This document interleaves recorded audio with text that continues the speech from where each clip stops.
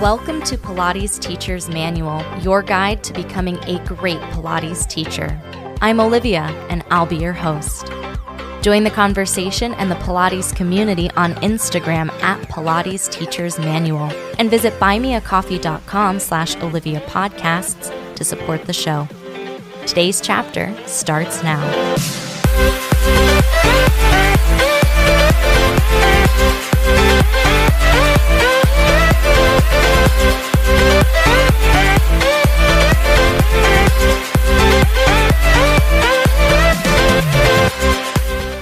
Hello, everybody. Welcome back to the podcast.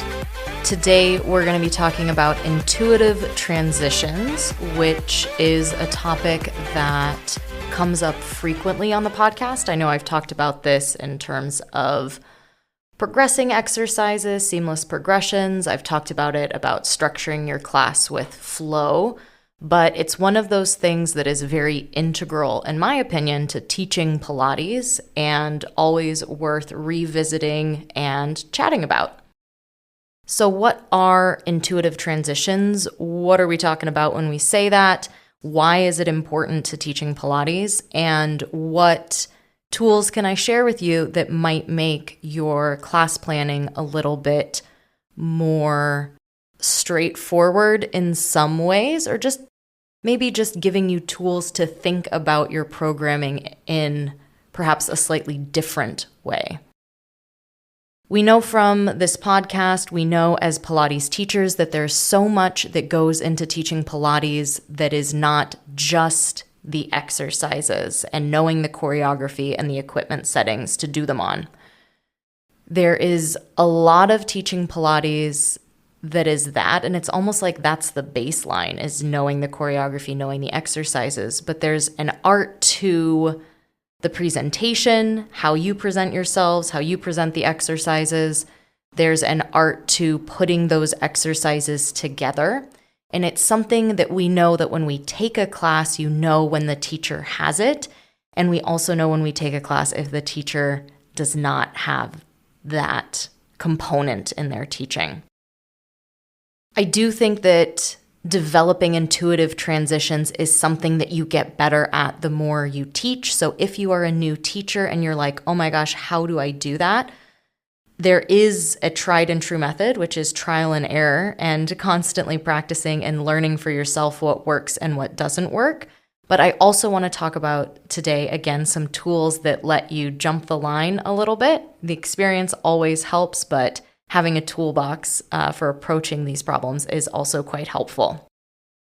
There are intuitive transition types. It's been called around the world programming. In yoga land, it's called mandala style programming, but it's that idea that you work in a circle when you're doing exercises. I want to think about 90-degree turns when we're doing around the world. We'll go into that more. I want to talk about taking the path of least resistance when you are transitioning between exercises and minimizing equipment changes. As always, unfortunately, there aren't hard and fast rules about this. There are things that are situational that you might, like it might look on paper like this is going to be a great transition, and then in practice, it isn't the best transition.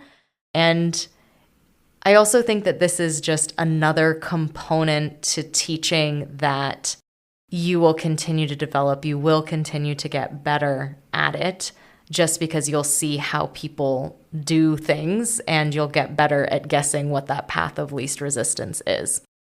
So when we talk about around the world programming, I think this is something that new teachers can get hung up on, and they really try to fit all choreography into this box, because around the world, like most things in Pilates, is a good idea, but it's not a rule book. So it's a good idea to incorporate, but it's not something that you can necessarily regimentally plan your entire program so that it's one around the world.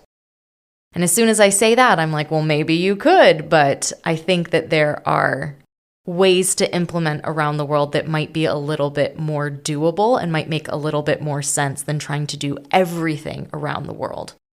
So what we're talking about in intuitive transitions, usually when you're teaching a class, there's a couple of transitions we're talking about. They can happen simultaneously. They can happen separately from each other. They're not mutually exclusive, but we're talking mainly about changing body positions and changing your equipment settings. So if you were teaching mat and you didn't have equipment that you were playing with, you're looking at body position changes, talking about going from lying on your back to lying on your side to lying on your front to kneeling to standing to lying on your other side. All of those changes in body position. When you're working on the equipment, on the reformer or other apparatus, we're talking about moving between pieces of equipment is a transition, and moving body positions while on the same piece of equipment is also a transition. Spring changes are transitions. Grabbing a piece of equipment you didn't have before, hand weights, straps, handles, pedals, whatever, those are all transitions. When I think about around the world, I might think about doing an around the world series with one equipment setup, and what's changing is the body position. So a very generic around the world series, if you were on the reformer, would be like a long box arm series. If you started sitting on the long box on the reformer with your feet on the headrest, you're facing the pulleys, you've got the straps, you do a bunch of pulling exercises while you're sitting facing the pulleys, then you turn 90 degrees, you sit on the long edge of the box, you might do some single arm work, or some oblique twists, or some, I call it the Van Gogh. It's a seated version of Joseph Pilates lifting, arm straps exercise performed in his choreography as kneeling.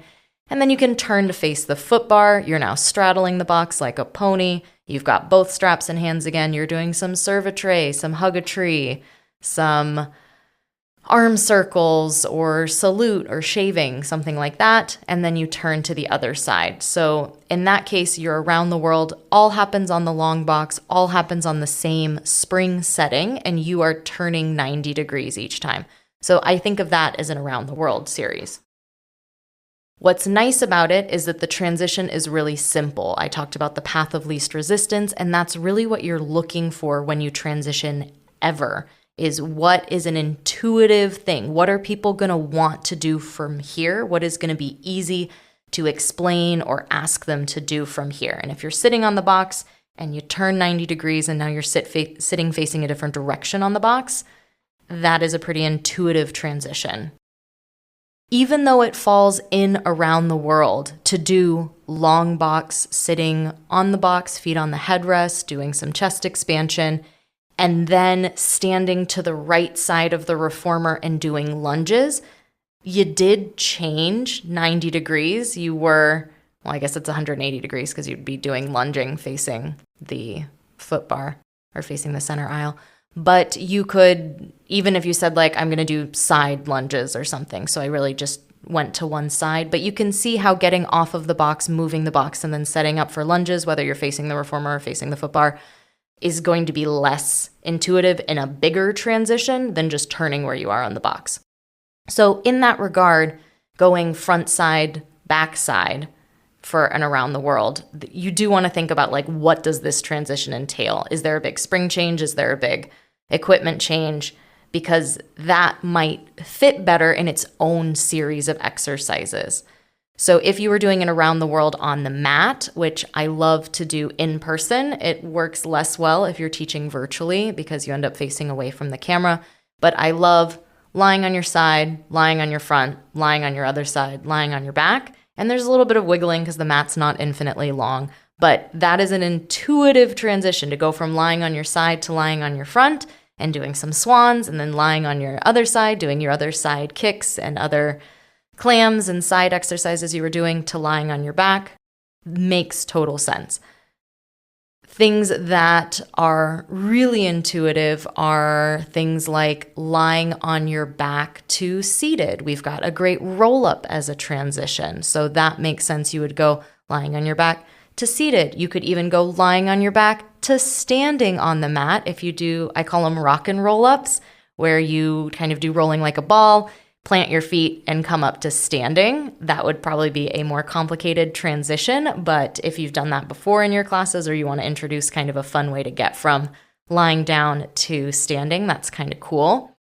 But it would be a little bit of a transition to go maybe from lying on your side to standing. You know what I mean? It would be easier to go from a 4-point kneel to standing. So sometimes when you're thinking about intuitive, you put on a hat of a person who is new to Pilates, who is trying to figure out what's going on, and you think like, what would be the easiest thing for them to do from here? And it's not saying that you can't do it, and maybe there is a big transition where you were sitting and now we're going to come and do standing. We've got a bunch of standing stuff, so you're not as worried about that transition because it's just one big transition. As always, there's no you can do this and you can't do that, but there are easier ways to do things, and you can make part of your job as a Pilates teacher easier by leaning into things that are easier to do. Coming up after the break, I've got more thoughts on around the world and thinking about ways to do equipment changes that are, again, easier for everyone, yourself included. That's coming up next.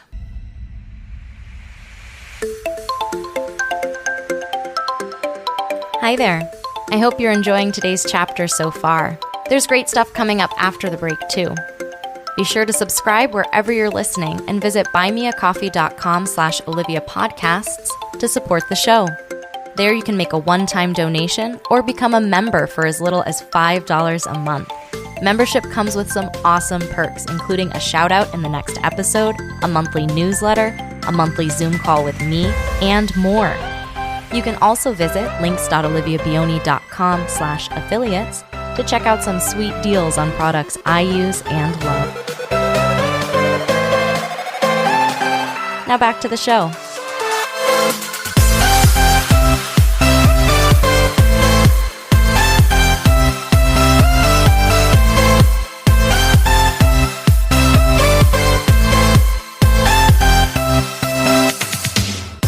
Around the world is easy in theory and is more difficult the more you look at it, but it can be a really great programming tool. I think the important thing for around the world is that there isn't an equipment change with the body position change necessarily. Or if it is, it's a faster equipment change, like adding or taking off a spring versus getting a box, removing a box, things like that.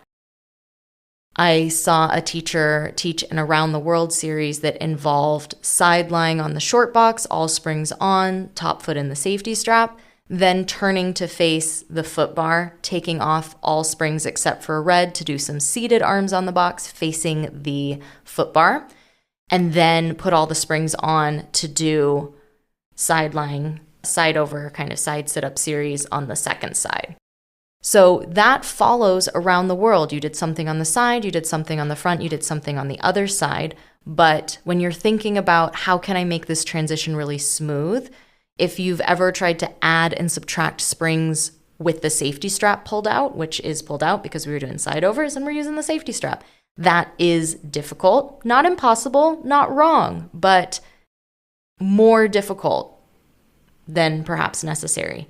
A more intuitive transition for that specific series might be side overs on one side, turn to face the foot bar, short box series, long spine rockbacks, round spine rollbacks, tree, whatever else you want to do, twists and rotations and side bends, whatever you want to do in the center and short box, and then turn to the other side because it doesn't have the added spring change in it. If you were to do a similar side, center, side, around the world transition, and around the world also doesn't have to be a full circle, side, center, side is what I think of more for around the world, although you might be able to do full circle, which is nice, is something like lunging next to the reformer on one side, stepping onto the reformer for something like a plank or kneeling plank series, and then stepping off to the other side to get lunges on the other side. That's a really nice intuitive transition. It might involve a spring change depending on what springs you're lunging on, what springs you'd like to plank on, depending on what you're doing in that plank as well. But that is, again, one thing. The more you feel it in your body, the more you see people transition through exercises in class, you'll begin to know more about what's going on and what might work better. As far as when you make those changes, I think another part about making those transitions intuitive is that there aren't a million of them. Once you're in a body position, can you stay there for a little bit? Can you do maybe 3 to 5 exercises in that body position? And they don't all have to be just variations of one exercise. Like if you are doing, supine arms and supine feet in straps are a really easy transition because you just go straps from your hands to straps on your feet. Now, people might want to change their springs for things, and that's totally valid, and they totally can. But in terms of group class programming, that's a really nice transition to go from feet in straps to hands in straps. One of the ways I used to program my classes a lot was footwork bridging on one spring setting, and then come up to seated, change your springs for hands and feet and straps, and then I would do all of that together. So there is a little roll up in the middle, but spending big chunks of time doing things. If you're going to do a big equipment change, get the box, put all the springs on, do some short box, again, you want to do a lot of stuff there, and how can you do transitions within that equipment setup that is going to be most doable for you? So if you've got something like all the springs on because you were doing short box, it's going to be a big transition to get out of that sequence. So one thing that I like to think about when I'm teaching group classes, especially large group classes on the reformer, is subtracting springs. Can I start on the heaviest springs, and then as I program, I'm just taking springs off?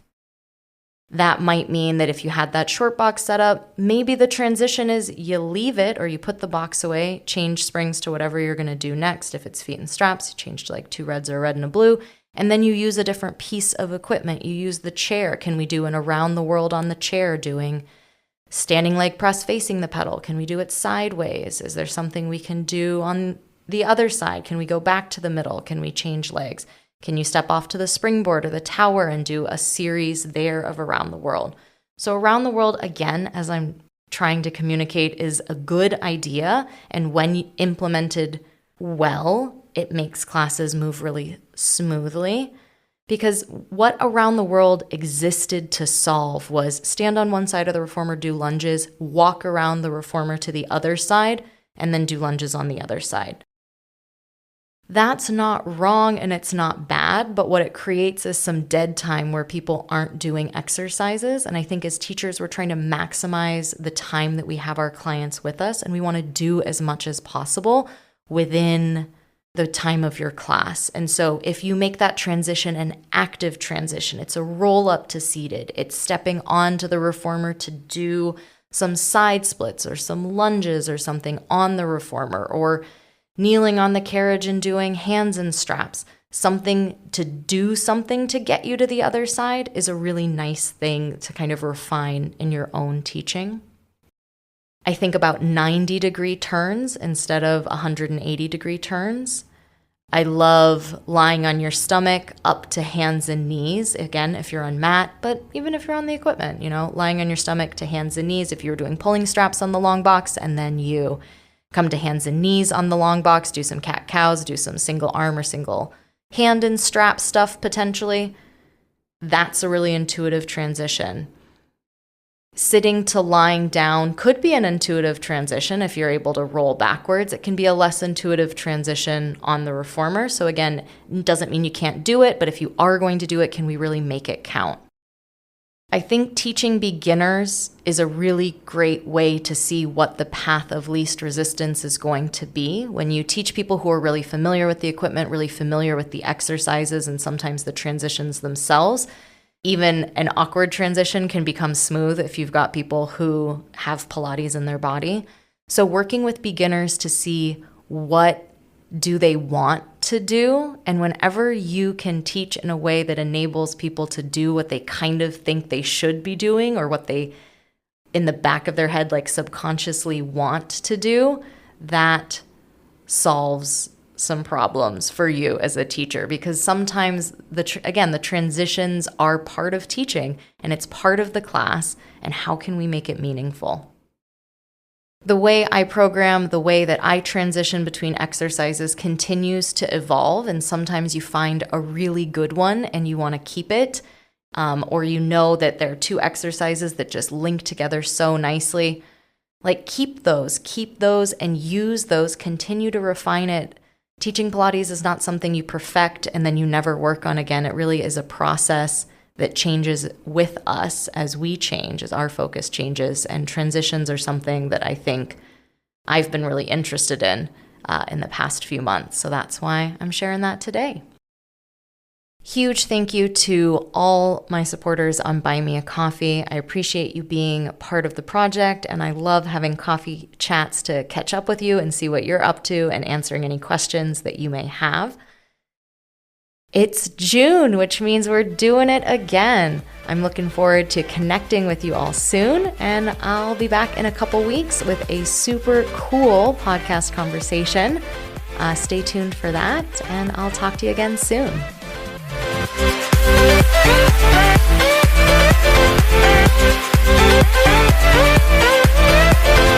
Thanks for listening to this week's chapter of Pilates Teacher's Manual, your guide to becoming a great Pilates teacher.